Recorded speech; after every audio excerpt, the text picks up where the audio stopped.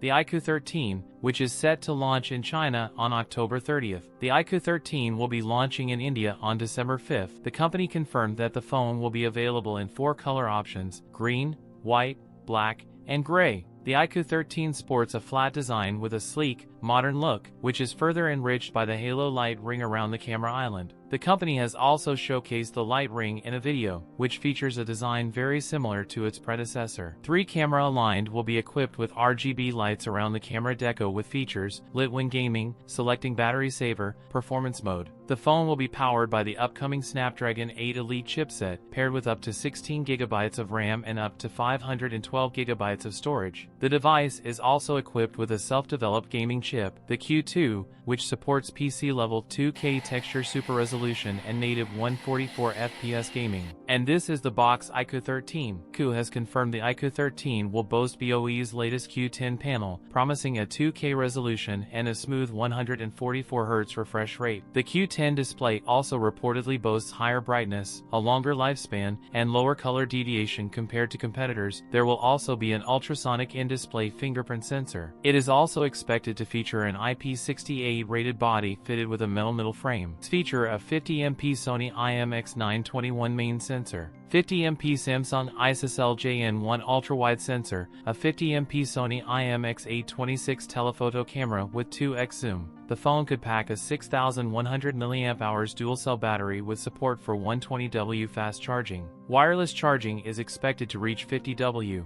The starting price could be around 55,000 Indian rupees. That's it for today's video. If you enjoyed it, don't forget to like, comment, and subscribe for more content. Thanks for watching, and I'll see you in the next one.